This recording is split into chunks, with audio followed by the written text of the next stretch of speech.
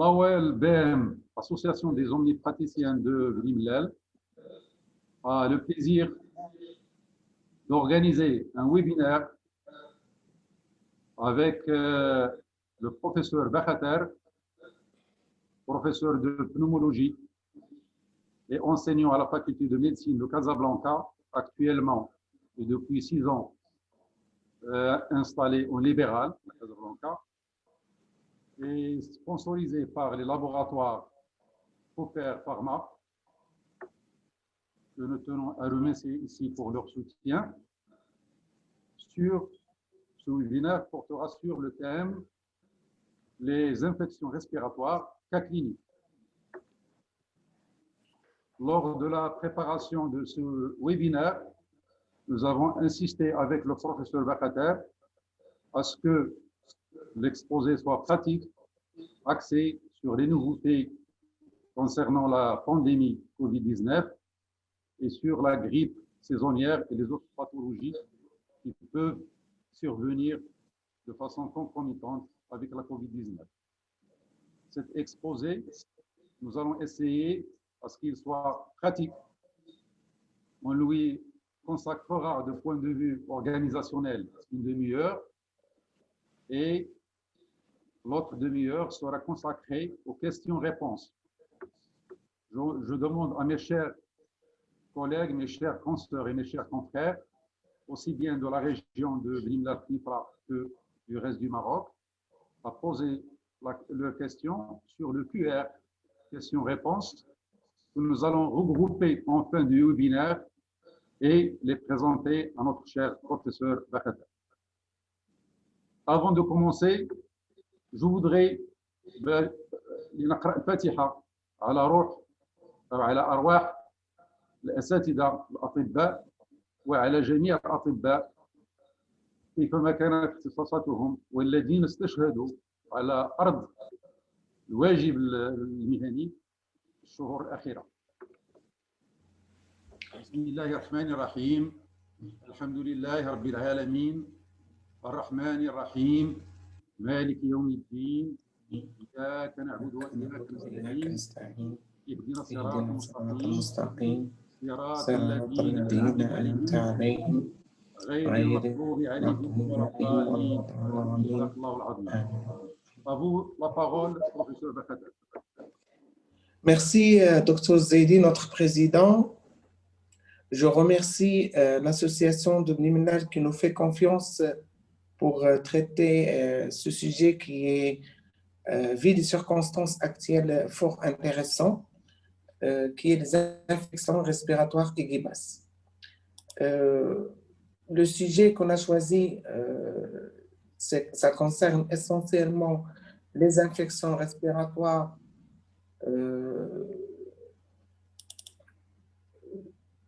concernant le Covid, notamment vu les circonstances actuelles. Et à côté du Covid, nous allons parler de la grippe parce que, comme vous le savez, actuellement, la période de la grippe qu'on est en train de vivre est presque similaire à celle du coronavirus. Alors, qu'en est-il actuellement le virus de la grippe? On le connaît, c'est un virus ARN, c'est un virus qui mute, qui change presque chaque année de protéines et qui peut aussi, on avait la crainte, notamment avec le H1N1, que ça se transforme en une pandémie. Seulement, cette crainte, il y avait un changement et il y avait une sorte d'épidémie par région, mais alhamdoulilah, on n'a jamais atteint avec le virus de la grippe l'état des années précédentes qu'on va voir notamment en 1918 et qui a fait qu'il y avait une pandémie qui a fait beaucoup de dégâts. Alors, le changement de ces virus peut concerner un acide aminé, comme il peut concerner un fragment de protéines, comme il peut concerner aussi l'ARN, un segment d'ARN carrément. Et c'est ça, cette grande cassure qui est à l'origine de l'apparition des pandémies. Cette cassure, elle peut survenir chez l'homme, mais le plus souvent, c'est chez un animal. Et ça va se comprendre aussi avec le coronavirus. Alors, le deuxième virus qui aujourd'hui fait couler beaucoup d'encre sur tous les papiers du monde, c'est celui du coronavirus. Bon, la taille 150, c'est aussi un ARN. Et le problème, ça concerne essentiellement l'imitation des protéines de surface. Et pourquoi j'insiste sur cet élément? Parce que c'est à la base de recherches sur tous les vaccins qui sont en train d'être élaborés actuellement et de se préparer en cherchant à comprendre cette mutation des protéines de surface pour pouvoir préparer rapidement des vaccins, malgré qu'on sait que c'est difficile, mais on espère que ça peut aboutir, notamment dans certains pays comme la Chine, dont le Maroc est collaborateur avec aussi la Russie et les États-Unis. Chez l'homme, on a isolé 4 coronavirus endémiques. La transmission, il est orofécale. La transmission aérienne, elle est aussi possible. Elle est aussi possible parce qu'on sait que le virus, il peut résister pendant 6 heures en suspension, mais c'est un virus avec qui on apprend en marchant. Et Dieu sait que toutes les données qu'on avait en mars ont presque changé maintenant en octobre. Et ce virus nous surprend toujours. Dernière étude montre qu'il peut rester en suspension pendant 28 heures, notamment sur un téléphone, notamment sur un smartphone portable. Pour vous dire que toutes les informations qu'on a risquent de changer du jour au lendemain. Et c'est vrai, c'est un virus avec lequel on doit apprendre à vivre chaque jour. Et chaque jour, il y a des informations qui arrivent à nous. Alors, la résistance à la chaleur, on a dit au début qu'on est épargné peut-être en Afrique parce qu'on est de chaleur et que les chiffres qu'on a vus en Italie, qu'on a vus notamment en Europe, c'est dû au froid. Malheureusement, c'est un virus qui peut résister au froid. Alors, aujourd'hui, est-ce qu'il peut y avoir une co-infection virale avec le virus de la grippe et le virus du coronavirus? La réponse est oui, parce qu'on a certaines études que je vais vous montrer qui montrent que c'est un virus qui peut s'associer avec celui de la grippe, l'hémophilus influenzae, avec des métapneumovirus, avec des rhinovirus et avec donc des entérovirus. On va voir tout à l'heure quelle est la population cible et pourquoi il s'agit de s'associer avec certains virus, notamment chez des personnes avec des comorbidités. Alors, l'historique, il est catastrophique. Tout le monde se souvient de la pandémie en 1918, qui a laissé comme un chiffre de 50 millions de décès. Et la crainte, c'était toujours, c'est presque il y a 100 ans, la crainte était toujours que ça se répète à chaque siècle. Et on n'est pas loin de 100 ans avec 1918 et 2019, où la pandémie du coronavirus est apparue. Alors, les symptômes, là, je m'arrête pour vous dire que les symptômes des COVID, le plus souvent, ils sont atypiques. Et on a notre patient marocain. Donc, chaque fois qu'on fait une conférence ensemble, je lui dis que notre patient marocain, c'est un patient qui est particulier. Donc, comme je dis tout à l'heure à M. Kaderi, on a deux extrêmes. Soit des patients qui essaient de cacher le diagnostic carrément, et donc ils essaient de minimiser les symptômes. Et j'en ai vu plusieurs, même de ma famille, de ma propre famille, où c'est une simple grippe, j'ai simplement une fièvre, même pas de fièvre, voire même pas de symptômes. Alors que le patient présente une anosmie, une perte du goût, une perte de l'odorat, et il préfère la cacher. Alors, le deuxième extrême qu'on a au Maroc, c'est des gens qui ont la phobie de la maladie. Et vraiment, alors qu'ils se présentent, alors qu'ils viennent d'être au contact avec un patient positif, peut-être de loin ou de près, et on voit des patients vraiment à l'extrême de la phobie qui se présente avec un masque, qui se présente avec 2 bavettes ou 3 bavettes, en même temps avec un spray d'alcool à la main. Ils mettent le spray sur toute la salle de consultation. Vraiment, c'est l'extrême. Maintenant, de façon très pratique, tout symptôme actuellement, en période de pandémie, doit faire penser au Covid-virus. J'ai vu des malades qui sont passés par des médecins généralistes, des malades qui sont passés par des médecins gastro-entéraux, surtout parce que les malades vomissent, des malades, ils ont des diarrhées. Et ça a tardé un petit peu le diagnostic parce que qui parmi nous va penser devant des vomissements à un Covid-virus? On n'a pas eu cette habitude auparavant avec les autres virus. On a l'habitude avec le syndrome pseudo-grippal, myalgie, céphalée, etc.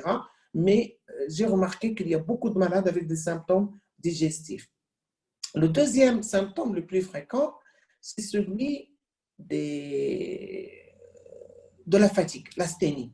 Donc, le plus souvent, les patients, ils ne rapportent que l'asthénie. Et c'est rare que le patient va nous dire perte de l'odorat, perte du goût. Ça, c'est rare. On doit savoir que 80% des formes sont des formes bénignes, légers à modérés, et que seulement 20% des cas sont des formes avec des symptômes sévères.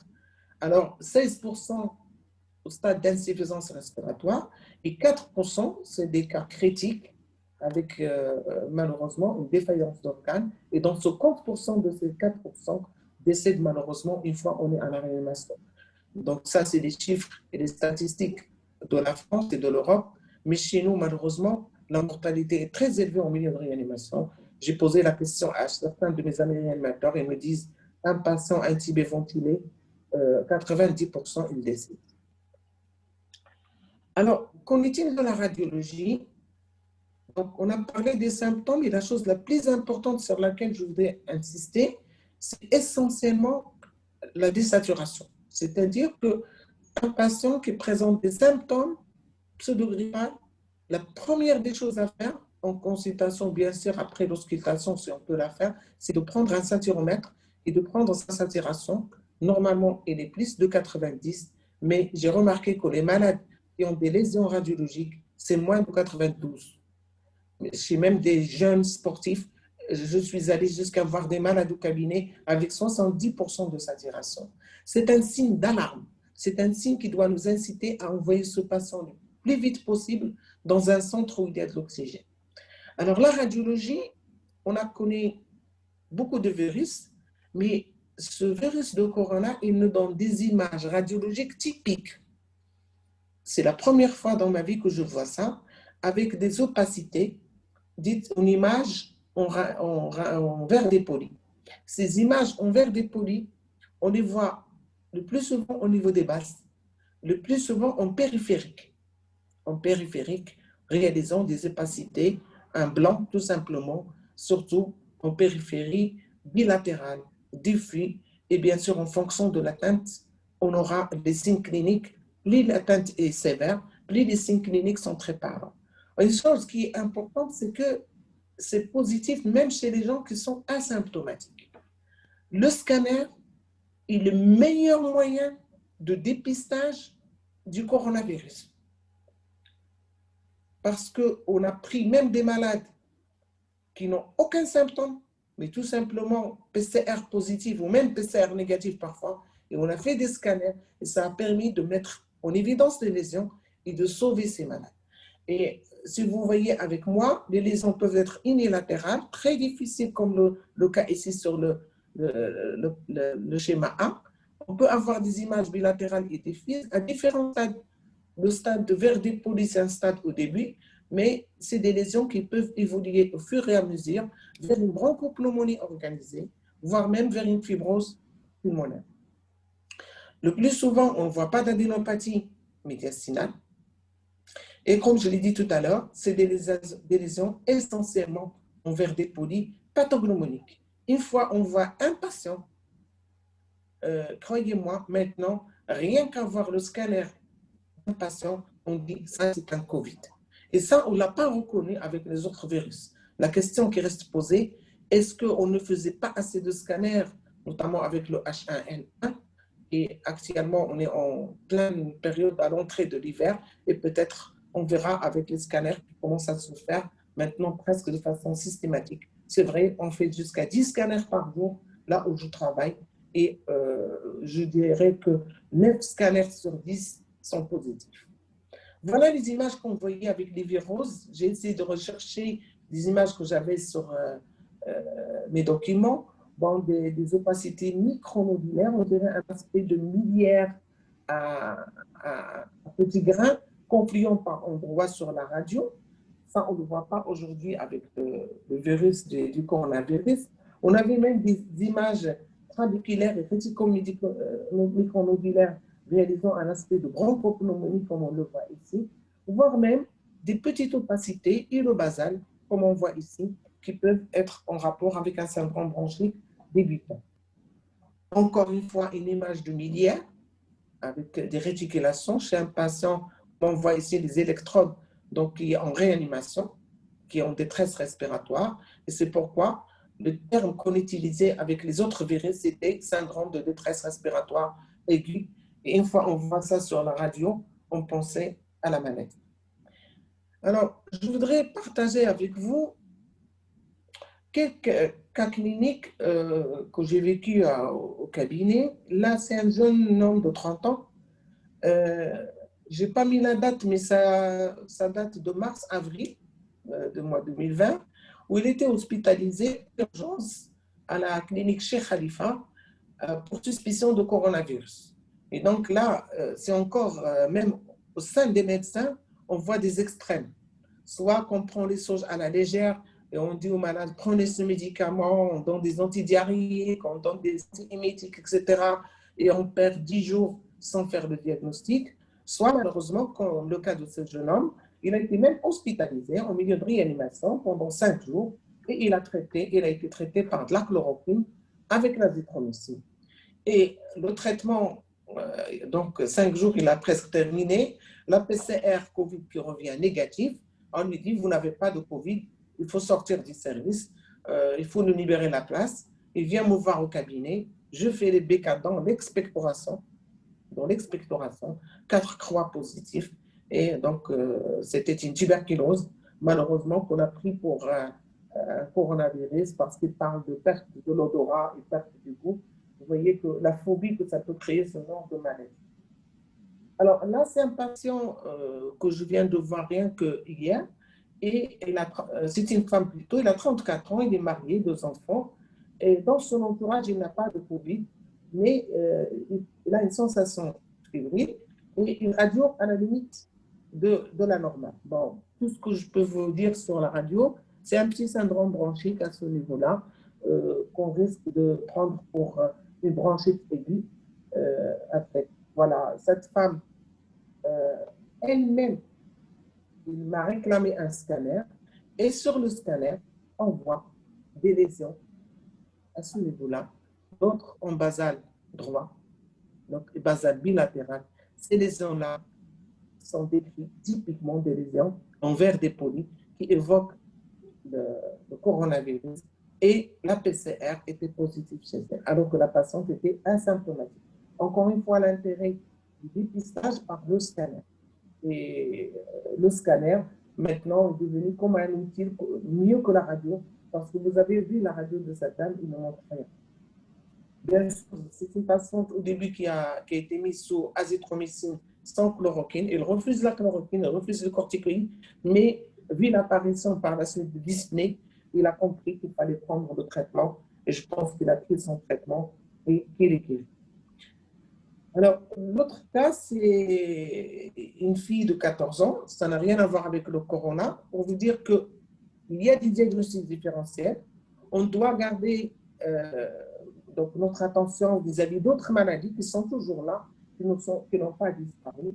Une fillette de 14 ans, diabétique mal équilibrée depuis la naissance, hospitalisée pendant 10 jours dans une clinique et il a reçu de l'augmentin et même un autre antibiotique qui n'a pas été précisé. Et il m'a été adressé pour onction chlorale. Vous voyez ici en postéro-basal gauche, une réaction pleurale. Si cette jeune fille, je me suis dit, d'abord, il faut l'examiner, l'interroger et faire d'abord une bronchoaspiration qui retrouve beaucoup de pus. Vraiment, c'est des expectorations purulentes renouvelables à l'aspiration bronchique. Et sur l'aspiration bronchique, on a isolé, donc le BK était négatif, et on a isolé un germe, un streptocoque résistant à l'amoxicilline acétylcladinamique. Il a suffi de la mettre sous céphalosporine de 3e génération et l'évolution était bonne sous traitement. Donc, il a bien répondu au traitement avec à la radio de contrôle, presque à J7 du traitement. On n'est pas, il faut attendre un petit peu pour voir l'évolution, notamment au niveau de la radio. On dit 3 à 4 semaines, mais là, on voit déjà qu'il y a une amélioration au niveau de la radio par rapport à la radio antérieure. Alors, je réponds tout de suite à une question avant que vous la posez. En matière de Covid, le plus important en matière de scanner pour voir l'évolution, c'est d'attendre 2 mois. Parce que les patients réclament un scanner au bout de 15 jours. Vous allez voir des patients qui réclament un scanner au bout et voire même des patients qui font un scanner toutes les semaines pour voir l'évolution. Donc, généralement, on juge l'évolution sur la clinique, sur la biologie.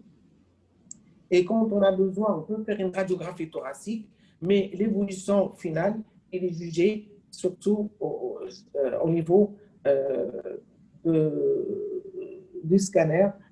On attend un petit peu de moins. Alors là, j'ai intitulé ce cas-là PCR négative. Un patient de 58 ans, pas d'habitude toxique, pas de diabète ni HTA, début remonte à 1 mois et par un syndrome pseudo-grippal. Et là, le problème qui se pose chez les patients, c'est la PCR qui est négative. Alors, j'ouvre une parenthèse pour vous dire que la PCR, dans 60 à 70% des cas, il est positif. Mais dans 40 à 30% des cas, il y a ce qu'on appelle les faux négatifs. Et ça, on l'a vu surtout avec ce virus. On fait un scanner et regardez sur le scanner de ce patient, il y a des lésions bilatérales diffuses qui touchent presque 50% des poumons. Et malgré cela, on a une PCR qui est négative. La PCR, tout simplement, il reste positif dans les 14 premiers jours après l'infestation.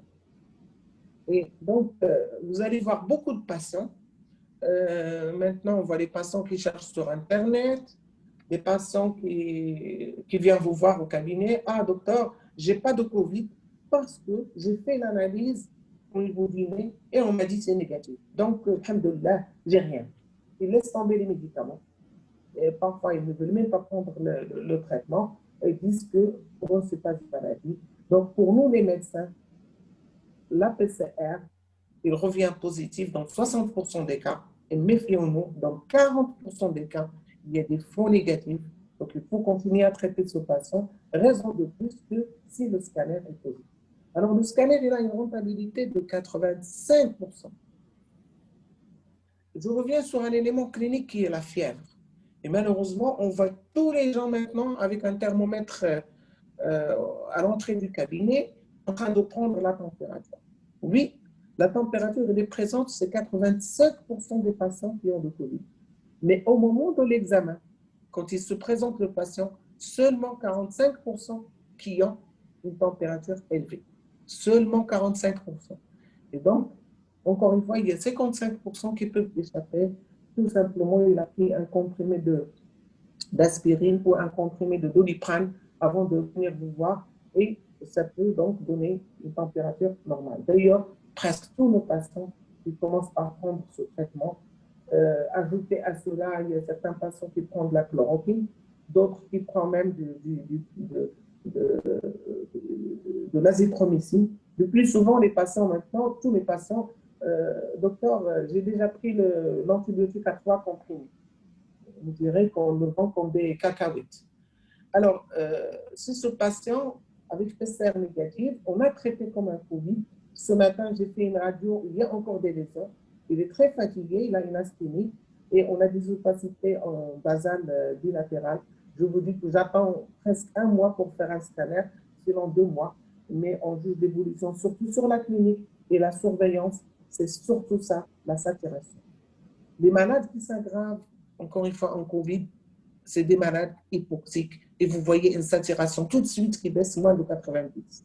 Donc, la majorité des malades, le signe capital qu'il faut craindre, c'est la saturation. Les patients à risque, on a dit beaucoup de choses sur ces patients à risque. Je vais essayer d'aller rapidement et de me résumer. C'est des patients âgés de plus que 70 ans. C'est des patients obèses. Le diabète, la réponse immunitaire chez le diabétique est la même que chez le sain.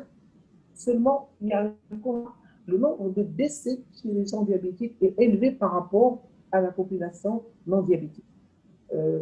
L'hypertension artérielle, les cardiopathies et tout cela, ça joue un facteur de comorbidité parce que c'est surtout des pathologies chroniques respiratoires, parce que c'est des malades déjà infectés, c'est des malades parfois déjà porteurs de germes, et le plus souvent, il n'y a pas un seul, il n'y a pas que le virus corona, il y a bien sûr les bactéries qui se rajoutent, mais il n'y a pas un seul virus chez cette population, il y a plusieurs virus, parfois 2 ou 3 virus à la fois. Et cela me pousse tout de suite à parler de l'association coronavirus et grippe. Oui, cette association peut se présenter. Sur le plan clinique, est-ce qu'il y a une différence? La réponse, d'après ce qu'on a constaté maintenant, c'est que surtout le nez bouché.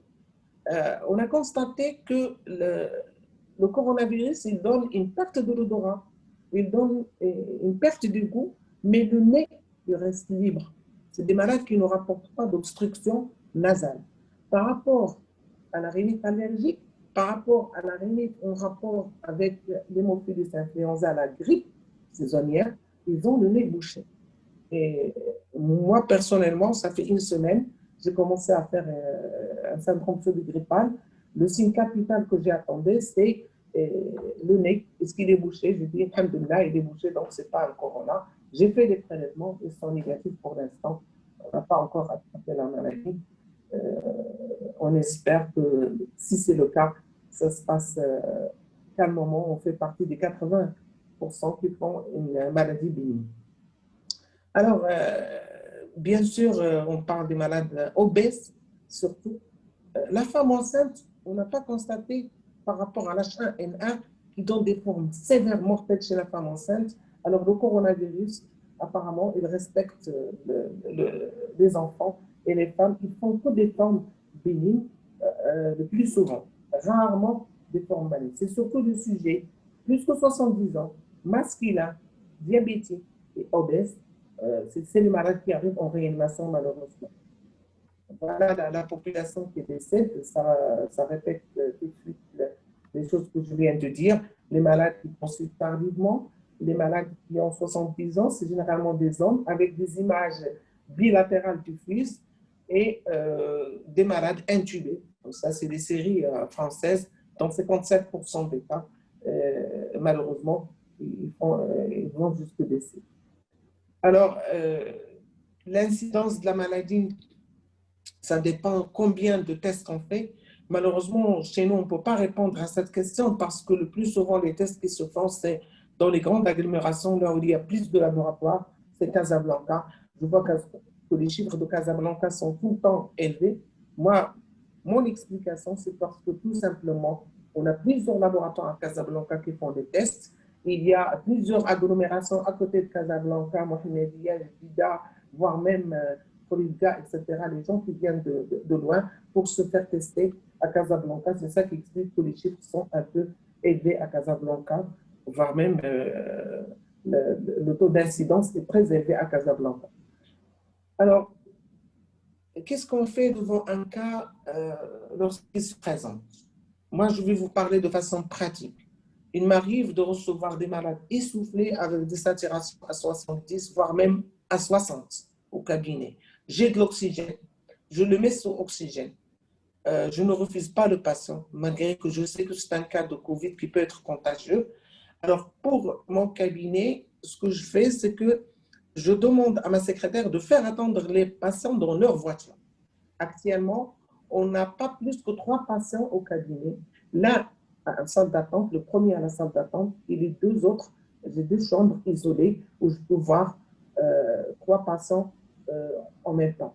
Et les autres malades, on leur demande d'attendre dans leur voiture. S'il y a un malade suspect, le plus souvent, je demande d'emblée de faire un scanner dans une clinique privée, bien sûr. Dès que j'ai le résultat du scanner par téléphone, je le renvoie soit à l'hôpital directement s'il présente des signes sévères, soit s'il présente aussi des signes de comorbidité, je l'envoie aussi directement à l'hôpital. Alors, si c'est un patient qui tolère, qui vient, etc., alors je laisse le choix au patient. S'il veut rester dans la voiture pour le traitement, et Dieu sait qu'on n'a pas la chloroquine comme vous, donc les médecins du privé, on n'a pas eu la chloroquine. Bon, peut-être dernièrement on l'aura, mais au début on n'a pas eu la chloroquine. Et mon raisonnement, c'est soit c'est un malade qui désature, donc c'est un malade que j'adresse directement à l'hôpital, soit c'est un malade qui a des comorbidités, obèse, diabétique, sujet âgé, j'envoie aussi à l'hôpital directement, soit c'est un patient qui n'a pas de comorbidité, qui ne désature pas, on peut le traiter, il peut rester chez lui et on le surveille par téléphone, voire même par WhatsApp. Voilà, on n'a pas ce schéma-là, c'est un schéma de la France, comment on traite les choses, presque en 1, 2, 3, 4 autoroutes, et on a eu beaucoup de problèmes avec les malades du privé. On adresse des malades qui ont été refusés parce qu'ils sont apéritifs. Malheureusement, vous avez vu avec moi que la fièvre n'est pas toujours présente au moment de l'examen, seulement 45%. On envoie des malades avec le scanner et on exige qu'ils ont une PCR positive pour leur donner la chloroquine, alors qu'on sait que 40% ont un PCR faux négatif. De plus en plus, on communique avec les autorités et nous disent qu'on peut traiter rien que sur la clinique et sur la radiologie, notamment quand il y a possibilité de faire un scanner, on peut donner le traitement sans attendre le résultat de la PCR. La classification en 4 stades, je vais passer rapidement, stade 1, 2, 3 et 4. La plus importante, c'est la saturation en oxygène. Dès qu'un patient désature, il passe au stade 3. Et bien sûr, lorsqu'il y a le choc septique et le SDRA, il passe au stade 4. Et donc, je vois que 2 examens ici sont importants pour classer les malades, la saturation en oxygène et la possibilité de faire un scanner. Je sais que tous les confrères n'ont pas cette possibilité, mais à défaut du scanner, je fais une radio du thorax que j'essaie de voir avec vraiment des yeux, je ne sais pas comment la qualifier, mais de chercheurs pour trouver une petite opacité, le plus souvent basale, bilatérale et en périphérique, pour pouvoir donc adresser le malade et le traiter le plus rapidement possible. Alors, je viens de dire les cas probables ou les cas qui sont suspects. Dès qu'il y a un stade 1 ou 2, et la situation le permet, on peut le garder maintenant en cabinet privé et le traiter. S'il y a un stade 3 ou 4, je vois mal comment on peut le garder dans un cabinet. Le plus souvent, on essaie de lui trouver une place, soit aux soins intensifs, soit en réanimation. Le traitement. Alors, le traitement, c'est généralement, vous le connaissez mieux que moi, l'azithromycine associée à la chloroquine chez nous. C'est presque systématique, ce n'est pas comme en France où vous voyez qu'on essaie de tout donner. Dans les formes graves, hospitalisées en réanimation, on peut ajouter une fluoroquinolone, voire une céphalosporine de 3e génération. Et même dans les formes avec choc septique, là, bien sûr, on se base sur la CRP et sur la procalcitonine. On peut augmenter, donc, essayer d'élargir le spectre d'antibiotiques et couvrir notamment des germes, notamment comme le pseudomonas, l'exemple piperacilline, tazo ou amiclin. Bien sûr, associé à tout ce qu'on fait en réanimation. On a remarqué que les malades sont mis sur le ventre, ça permet d'améliorer leur ventilation. Les malades sont mis sous ventilation non invasive le plus rapidement possible pour éviter d'arriver à la ventilation invasive, parce que c'est décrit dans tout le monde, dans le monde, qu'arriver au stade d'intubation, c'est une catastrophe pour ces malades. Qu'en est-il de l'antibiothérapie par le Tamiflu? Alors là, c'est un réflexe que je vous demande de faire. On est en pleine période maintenant de grippe qui va venir. Et la question qui se pose, c'est que faut-il traiter aussi en même temps maintenant et le corona et le virus de la grippe qui est l'hémophilis influenzae? Moi, je viens de demander ce matin, notamment au niveau de certaines cliniques, d'être dotés, notamment de Tamiflu, pour ne pas encore arriver à ce qui s'est passé il y a 2 ans et être en rupture de ce médicament, parce que je pense qu'on aura encore le H1N1, on aura le corona et on aura les deux, et peut-être qu'on sera obligé d'associer le traitement à la fois du corona et du virus de la grippe. On verra les jours qu'est-ce qu'ils vont donner. Bien sûr, faut-il faire les prélèvements des deux, notamment la PCR des deux. C'est encore coûteux.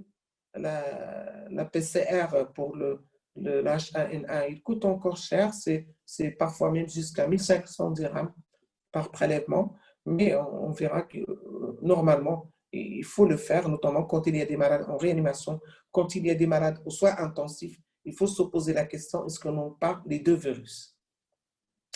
Alors, ça, je vais passer rapidement. C'est le virus, c'est l'épidémiologie de chaque virus. Ça, c'est un peu le cours pour dire que les symptômes sont les mêmes. Pour arriver au dernier point que je vais traiter, c'est concernant la vaccination. Alors, quand il y avait des cas de grippe de H1N1, et j'ai pris ça sur les journaux du Maroc, il y avait tous les journaux essaient, vous voyez, ça c'est le 12 juin 2009, quand il y avait le H1N1, et le premier cas de grippe porcine a été décrit. Ensuite, en octobre, on commence à voir le Maroc qui dépasse la barre de 300 cas, et il y avait la crainte de la pandémie. Heureusement, la pandémie n'a pas eu lieu, mais on commence à voir le décès, ça c'est au Qatar, ça c'est à Fès, Rabat et Casablanca, ça c'est des décès qui arrivent. Et pourquoi j'en parle? Parce que il y avait par la suite le problème, faut-il, ça c'est tableau, je passe rapidement, faut-il vacciner les gens ou ne pas les vacciner? Et encore une fois, excusez-moi, ça c'est les leçons à retenir, mais avant les leçons, c'est le traitement, je vais revenir sur le traitement, mais je suis en train de parler de la vaccination. Alors la vaccination, tout simplement ce que j'ai à dire sur la vaccination, c'est que oui, les vaccins du coronavirus ils sont en train d'être préparés. Au Maroc, on ne sait pas encore la date exacte, mais il y a des gens qui nous disent peut-être c'est l'année prochaine, c'est en 2021, que ce soit en été ou peut-être en décembre l'année prochaine, comme celui du vaccin de la grippe, on aura les deux en même temps. Généralement, c'est au mois d'octobre. Le vaccin de la grippe, il est disponible dans les pharmacies en France. Ils ont commencé à vacciner à partir du 13 octobre. Chez nous encore, on attend peut-être pendant 10 semaines. Et il faut se préparer pour qu'il y ait une résistance des gens vis-à-vis des vaccins, comme c'est le cas lorsqu'il y avait une campagne de vaccination contre le H1N1. Les gens avaient la crainte que le vaccin cause des complications, Guillain-Barré, méningite, hémiplégie, etc. Vous voyez, c'est les journaux. Et on essaie de dire quand même le gouverneur essaie de cacher les effets indésirables. On essaie de stériliser les femmes, de nous faire des vaccins pour stériliser les femmes, etc. Et donc, ce schéma-là, cette photo, il résume un peu la résistance, même chez certains personnels médicaux et paramédicaux qui ne voulaient pas faire cette vaccination. Donc, on doit s'attendre, encore une fois, à cette résistance vis-à-vis de la vaccination chez nous au Maroc. Alors, là, c'est quelques diapos dont j'ai parlé de la co-infection, le SARS, c'est-à-dire le virus de la grippe avec le Covid-19. Et vous allez voir que chez les patients qui ont le Covid, on a 22% qui ont en même temps l'hémophilie influenzae, ça l'étude chinoise qui vient de sortir. Et ces 22%, la plupart, on voit ici, c'est des malades qui ont des pathologies cardiaques. Et donc, autrement dit, l'association de deux virus est possible, notamment chez les patients. Je reviens sur le traitement. Donc, le traitement, c'est ce qu'on nous a fait enseigner depuis longtemps, les molécules qui existent. Plusieurs protocoles sont en cours actuellement et il y a beaucoup de papiers sur le traitement qui sont sortis. Ça, c'est ce qui est connu auparavant. Seulement, si on revient à la gestion du Tamiflu, malheureusement, tous les stocks que le Maroc avait achetés avaient une durée de péremption de 1 an. Et donc, là, c'est un message que je peux passer à mes confrères. Si vous demandez encore une fois du Tamiflu, si vous demandez encore des médicaments pour la grippe, il faut s'assurer que c'est des médicaments qui ont une durée de péremption au moins pour 2 ans, 3 ans. Sinon, si on n'y consomme pas, ils vont être jetés par la suite. Alors, je termine par la population cible de la vaccination. Généralement, c'est des sujets âgés plus de 65 ans, des sujets avec des comorbidités à risque de complications, porteurs de pathologies cardiovasculaires ou pleuropulmonaires chroniques, et les soignants, bien sûr, des personnes à risque dont nous faisons partie, et les gens qui sont sous chimioprophylaxie ou sous traitement immunosuppresseur aux corticoïdes, ils ont intérêt à se faire vacciner.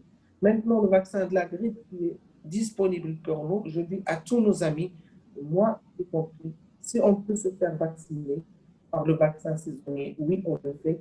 Il ne faut pas hésiter un moment parce que c'est la seule façon d'être protégé. Voilà, j'ai terminé ma communication. Docteur Zedi, est-ce que vous êtes encore là? Oui. Donc, je pense que je vais laisser la parole aux questions de mes confrères. S'il y a des choses que je n'ai pas détaillées ou il y a des choses sur lesquelles ils voulaient qu'on parle avec plus de détails. D'accord. Merci, professeur Bakhatar, pour cet exposé fort intéressant. J'ai pour le moment 3 questions. Docteur Mohamed Fadrami vous pose la question suivante. Quels sont les diagnostics différentiels des images scanographiques de Covid? C'est une excellente question. C'est essentiellement la pneumocystose. Les autres virus dont j'ai parlé, c'est omégalovirus, le virus de la grippe, les entérovirus et les germes atypiques, notamment chlamydia, mycoplasme. Et chez nous, malheureusement, il y a certaines images qui ont prêté à confusion, notamment de tuberculose. J'ai donné l'exemple. Alors, j'avais un cas clinique que je devais vous montrer, je ne l'ai pas illustré, d'un monsieur hier. Même le radiologue nous a évoqué le sida.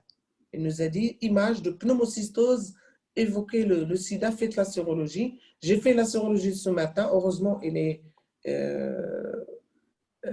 négative. Et ce patient-là, sa fille, sa femme sont positifs par PCR au niveau pour le Covid. Et je pense que le laboratoire m'a promis dans 1 heure de me donner le résultat. Je pense que lui-même, il sera Covid positif. Donc, essentiellement, c'est les diagnostics, notamment la pneumocystose. Maintenant, quelques images de cancer aussi peuvent prêter à confusion aussi avec le Covid, mais c'est le contexte clinique, épidémiologique qui permet d'éclaircir les choses rapidement. Dans le même ordre d'idées, une autre question. Dans le contexte de Covid, si on suspecte une infection respiratoire à germe atypique, est-ce qu'on est en droit de prescrire l'azithromycine toute seule, sans chloroquine? Alors, là, je vous dois ce que je fais en pratique. Le plus souvent, quand il n'y a pas de signe de sévérité, on conclut à une infection à germe, soit à Covid, mais il y a le plus souvent une surinfection à germe atypique. Et donc, on laisse l'azithromycine seule. Seulement quand le patient continue à faire de la fièvre, quand on voit que la CRP et la procalcitonin commence à augmenter et quand surtout le malade s'aggrave. Un malade aux soins intensifs, on ne peut pas se contenter de l'azithromycine seule. Vous avez vu sur le protocole français, il faut élargir le spectre d'antibiotiques. Et là, je ne vous cache pas, je donne une céphalosporine de 3e génération et je donne aussi une fluoroquinolone sensible sur le pneumocoque, soit la lévofloxacine, soit la moxifloxacine.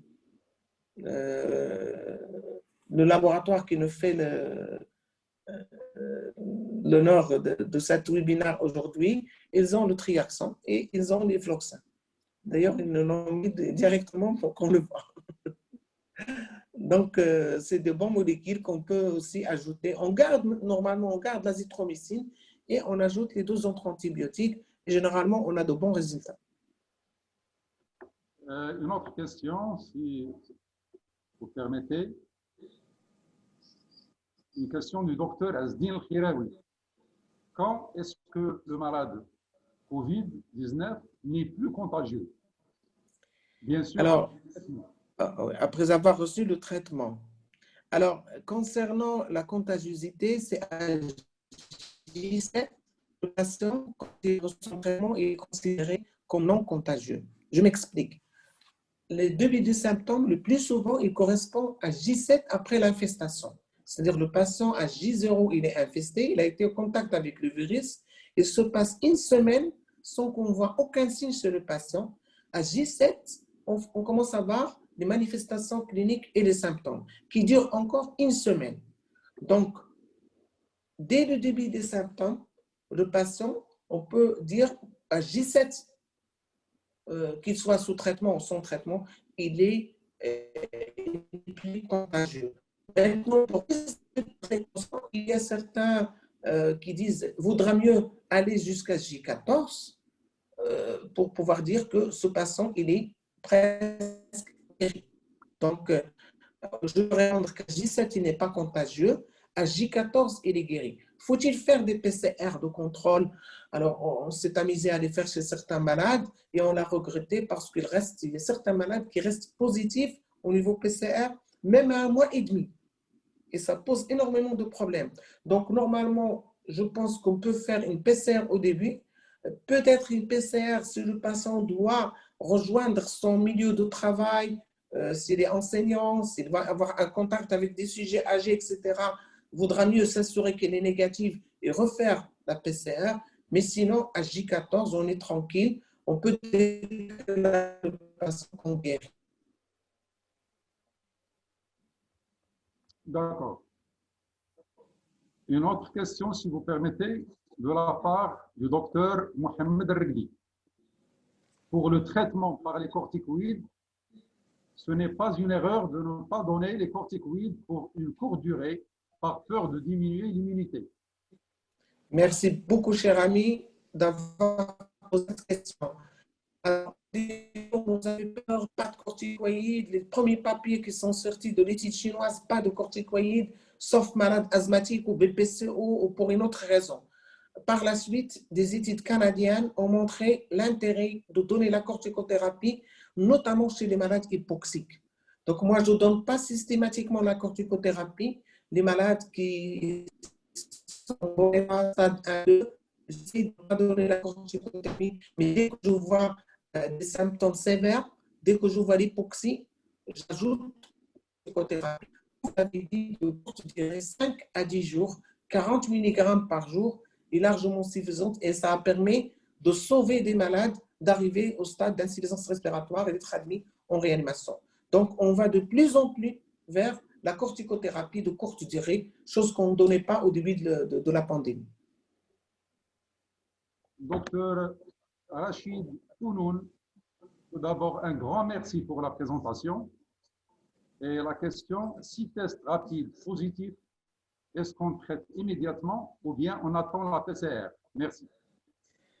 Alors, je réponds, docteur, maintenant, la nouveauté du mois de septembre, c'est que vous pouvez traiter rien que sur la clinique, plus ou moins la radiologie. Si vous voyez un patient, rien que sur la clinique, et vous suspectez un Covid, vous démarrez le traitement, tout en faisant bien sûr la démarche de la PCR et du reste. Donc, dès la suspicion du diagnostic, je donne l'ordonnance. Bien sûr, je ne donne pas de chloroquine parce que je ne l'ai pas, etc. Et j'attends la PCR. La PCR, il peut être là dans 2 ou 3 jours, voire même parfois plus. Croyez-moi que le fait de traiter tout, notamment par l'azithromycine, par les autres médicaments qu'on donne, des vitamines, etc., ça permet de gagner du temps en matière de guérison. La deuxième chose, on a vu sur les courbes que la mortalité, c'est lorsqu'on fait le diagnostic 8 à 10 jours après. Traiter trop tard, c'est malheureusement dans toute la vie, c'est les thérapeutiques. La deuxième thérapeutique, peut-être ça va venir dans les questions, mais c'est la vitamine D. Alors au début, on ne donnait pas de vitamine D chez ces malades. Mais il y a 3 ou 4 études qui sont sorties par la suite qui ont montré que les malades admis en réanimation et en soins intensifs ont un déficit en vitamine D. Donc, on a commencé à ajouter la vitamine D chez ces malades à dose très forte, notamment le premier jour, et à des doses journalières qui peuvent aller jusqu'à 1000 unités par jour. Et on a remarqué que ces malades reprennent leur force et guérissent. Alors, le mécanisme, c'est que la vitamine D évite l'agrégation, donc évite de faire des thromboses chez ces malades. Il joue comme un anti-agrégant. On a suivi aussi cette vitamine D, et on a trouvé qu'il se fixe sur les récepteurs, les mêmes récepteurs que préfère le virus, coronavirus. Et donc, la vitamine D, il anticipe, il se fixe sur ces récepteurs, il empêche le virus de se fixer, et c'est comme ça qu'il diminue la charge virale et donne des guérisons. Et depuis, vous allez sur toute le maintenant de la vitamine D à forte dose. Exemple, des cures, une ampoule tous les 15 jours, et ça donne de bons effets, croyez-moi. Est-ce que ça permet de prévenir? C'est-à-dire, est-ce que le fait d'avoir une bonne dose de vitamine D permet de prévenir de faire la maladie? La réponse est oui. Les gens qui ont 40, 60 unités de vitamine D au niveau du sang ne font pas de forme grave de la maladie. Et donc, même chez les gens qui sont entre nous normaux maintenant, qui n'ont pas encore fait de la maladie, il faut savoir dépister ce déficit en vitamine D et le traiter le plus rapidement possible. Une question de la part du docteur Adil Chigaïno. Notre pneumo. Oui, la question est la suivante. Quel est l'intérêt des tests rapides? Alors, les tests rapides, il existe 2. Il y a celui qui est basé sur ELISA et qu'on fait un traitement de sang sur le laboratoire. Celui-là se fait par une technique ELISA au niveau du laboratoire. Ça, c'est des tests fiables, coûteux. Ça demande entre 200 et 300 dirhams à Casablanca par test. Leur intérêt, c'est chez les malades à J15 début des symptômes pour voir est-ce qu'ils ont développé des anticorps ou pas encore. Bien sûr, il y a les JGM et les JGG. Alors, les JGM, ils sont présents à partir de J15 de la maladie et bien sûr, les JGG, ils persistent 2-3 mois, voire plus sur certaines études. Alors, l'intérêt, c'est essentiellement chez les malades PCR négatifs. Même chez les médecins confrères, il dit non, moi j'ai la PCR négative, non, je n'ai pas de Covid. Ce n'est pas qu'ils refusent de se traiter, mais parfois même de s'isoler, etc., pour ne pas contaminer les gens. Mais une fois l'épisode de traitement et de guérison est arrivé, ils acceptent de la PCR. Et on a la PCR à Casablanca où c'est rapide, le test rapide qui ressemble beaucoup à celui de la grossesse. Bon, ce n'est pas très très fiable, mais il permet de façon qualitative, pas de façon quantitative, comme l'ELISA, de dire est-ce que le malade il a fait des IgM ou des IgG. Alors le test rapide, il vous dit tout simplement IgG ou IgM positif. Donc c'est qualitatif. Mais le test par ELISA qu'on fait au niveau du sang, il permet de quantifier le taux des anticorps. Et le taux des anticorps, il varie d'un sujet à l'autre. Est-ce que ça permet de prévenir, de faire une deuxième infection? La question reste posée.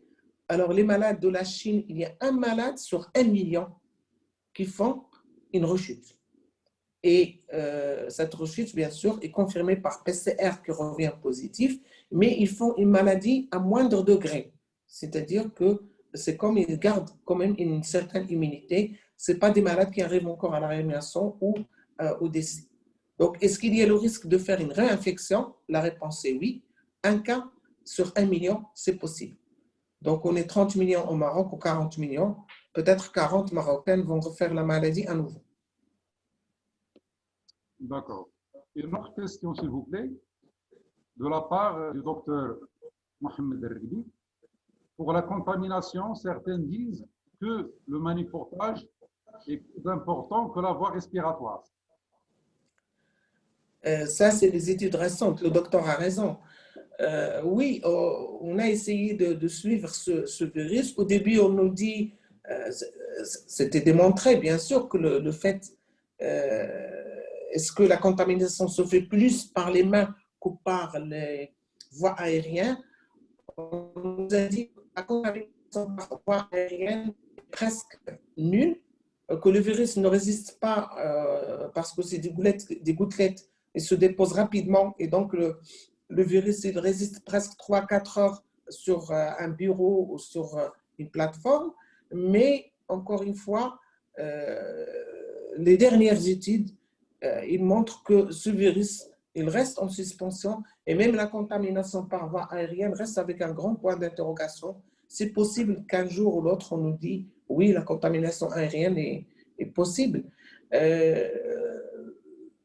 Les mains, c'est essentiellement le message le plus important. Le lavage des mains avec le savon et tout ça, c'est le message le plus important à retenir par les gens. Et malheureusement, avec les bavettes qu'on a chez nous, notamment au Maroc, il y a beaucoup d'erreurs de portage des bavettes par les citoyens, des bavettes qu'on garde 1 mois dans la poche pour se cacher de la police et tout, des bavettes qui ne sont pas autorisées par les autorités sanitaires, des bavettes malheureusement en tissu qui ne sont pas valides, et même le lavage des mains qui risque d'être délaissé parce qu'on a la bavette, on se croit protégé, et donc on laisse le lavage des mains qui est le plus important. Une autre question, le nom du médecin n'apparaît pas sur l'écran. Il demande, est-ce qu'il y a des preuves sur l'intérêt de la chloroquine au niveau national? Au niveau national, je n'ai aucune étude qui montre cela. À l'échelle internationale, on a comparé 3 bras. Bras chloroquine azithromycine et bras azithromycine seul. Alors, les résultats, tous les 3 sont semblables. On a le même taux de guérison, le même taux de complications, y compris les complications cardiovasculaires. Et donc, les études à grande échelle qui ont été faites à l'échelle internationale, ils ne montrent pas un plus, encore une fois, par rapport à la chloroquine associée à l'azithromycine. Seulement, nous, on continue à le faire au Maroc parce qu'on travaille sous les directions des autorités sanitaires au Maroc. Et je pense que peut-être d'ici 6 mois, on aura les études marocaines. Alors, je ne vous cache pas, moi, j'ai ma propre enquête. Chaque fois qu'un patient rentre dans mon bureau, est-ce que vous avez reçu la chloroquine? Oui. Eh bien, un malade sur 2, il le prend et il n'avale pas les médicaments. Il y a encore la phobie de certains patients de prendre la chloroquine au Maroc. Ils disent au médecin, je l'ai pris, mais réellement, il n'a pas pris. Et donc, c'est difficile de faire des études chez nous, franchement. Des malades qui l'ont pris 1 ou 2 jours, puis de fait d'apparition de vomissements, etc., ils l'ont abandonné, etc. Donc, franchement, c'est difficile de dire quelque chose au Maroc sur la chloroquine. Docteur Azdine Khiraoui, vous pose pratiquement la même question. Est-ce qu'il n'y a pas d'évaluation objective marocaine de l'intérêt de la chloroquine dans le traitement de la COVID-19? Moi, je réponds par dire que moi, j'ai dit c'est ma propre enquête, mais je demande à tous mes confrères de faire leur propre enquête. J'ai deux frères qui ont attrapé la maladie, l'un à Marrakech, l'autre à Casablanca. Celui de Casablanca, il a accepté, celui de Marrakech, il a refusé. Et donc, je dis que malgré qu'on leur a donné les médicaments gratuits, il y a des gens qui ne le prennent pas. Faites votre propre enquête et vous allez découvrir la réalité. Docteur Khadrami vous pose la question suivante. Est-ce que la COVID-19 est une maladie immunisante? Alors, on apprend avec cette maladie en marchant. Et donc, les gens qui ont essayé de suivre le taux d'anticorps, notamment d'IgG chez les malades, ce taux d'anticorps, au bout du 3e, 4e mois, il commence à baisser, voire même à diminuer certains patients. Et donc, dire que c'est une maladie immunisante sur 3 à 6 mois, oui. Au-delà du 6e mois, personne ne sait encore. Personne ne peut répondre à cette question. Donc, on doit attendre l'année prochaine pour pouvoir dire est-ce qu'il y aura des réinfections chez certains malades déjà immunisés ou pas. Oui, merci. Moi, je vous pose une question. Dans la pratique quotidienne, pour les malades qui refusent de faire la PCR et qui Oui. sont aussi symptomatiques, qu'est-ce qu'on fait? Oui. Alors, j'en ai quelques-uns. Oui, rien que ce matin, c'est sa femme qui l'a ramené. Sa femme est positive. Lui, il a une petite fièvre et il refuse de faire la PCR. Alors, chez ces malades-là, s'il y a moyen de faire un scanner, je le fais. On a vu que le scanner, même chez les malades non symptomatiques, il permet de faire le diagnostic. Donc, si j'ai les moyens de faire un scanner, je le fais. Sinon, je le traite sans chloroquine. Je lui donne le même traitement que quelqu'un qui a le Covid sans chloroquine et sans corticoïdes. D'accord. Et pour les contacts, les sujets contacts, c'est-à-dire les autres membres de la famille? Alors, on a le téléphone qui sonne 10 fois chaque jour pour la même chose. Votre question est vraiment très pratique. Je réponds cas par cas. Alors, la femme est positive, il a avec elle à la maison son père et sa mère. Est-ce qu'il faut leur faire la PCR? Je réponds oui. Est-ce qu'il faut le faire pour les enfants? Je dis non. On sait que les enfants, même s'ils ont une maladie, c'est des vecteurs, donc ça ne sert à rien. Est-ce que les enfants peuvent partir à l'école? Je leur dis, gardez-les au moins une semaine. Au moins une semaine à la maison. S'ils ne développent pas de symptômes, ils peuvent rejoindre l'école. S'il y a des symptômes, bien sûr, on va faire les PCR, essayer de faire le diagnostic chez ces enfants. Je vous dis, c'est cas par cas. Bien sûr, il y a des cas qui n'ont pas les moyens de faire la PCR. Vous l'avez dit tout à l'heure, il y a des gens qui disent qu'on n'a pas les moyens de faire même la PCR et la queue. Il y a parfois la queue de 300, 400 000 cas dans certains hôpitaux chez nos périphériques. Rien qu'on peut faire pour faire l'examen. Et donc, il y a des malades qu'on traite tout simplement faute d'examen PCR. Dans la liste des questions, j'ai reçu une dernière, plutôt une remarque. Je vous dis bravo, professeur Bakhadat.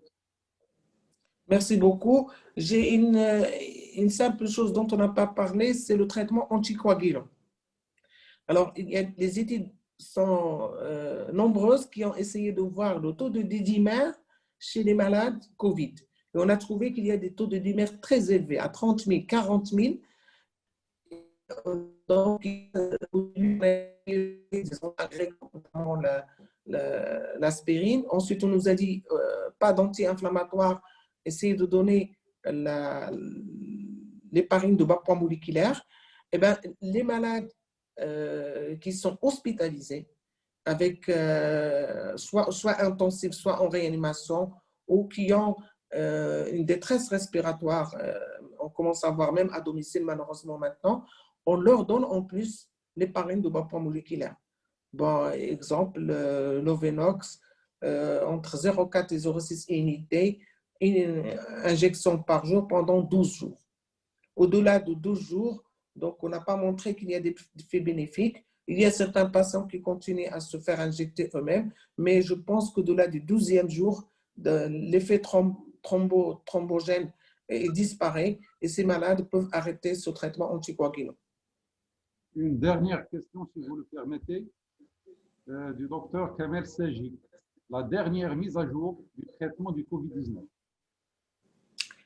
Alors là, j'ai l'article, mais vraiment, c'est très, très long. C'est très difficile à résumer, qui traite de toutes les molécules. Ce que je peux faire, c'est vous l'envoyer à ces aidés sur votre WhatsApp. Malheureusement, c'est en anglais, encore une fois. Et pour les gens qui sont intéressés, ils peuvent voir l'article. Ben, c'est un article très intéressant sur toutes les thérapeutiques du Covid depuis mars jusqu'à octobre. Mais il est très lent. Tout ce que je peux dire, que chaque pays, il essaie de tirer la ficelle vers la molécule qu'il préfère. Oui, c'est intéressant. Mais jusqu'à aujourd'hui, il n'y a pas de traitement efficace de coronavirus qui a été bien démontré à l'échelle internationale. On est toujours à la recherche de ce traitement et c'est pourquoi tout le monde essaye de se fixer sur la vaccination, espérant que la vaccination peut arrêter cette pandémie. Donc, on est arrivé à la fin de ce webinaire. Je tiens encore une fois à remercier le professeur Bakhater pour cet exposé très enrichissant et pour la clarté aussi. Et il nous a toujours honoré par sa présence aussi bien en présentiel ici à Nîmes qu'à travers l'Internet. Je tiens à remercier les laboratoires Popper Pharma pour leur soutien et je remercie tous les médecins participants et à la prochaine fois, Inch'Allah. Merci beaucoup. Au revoir.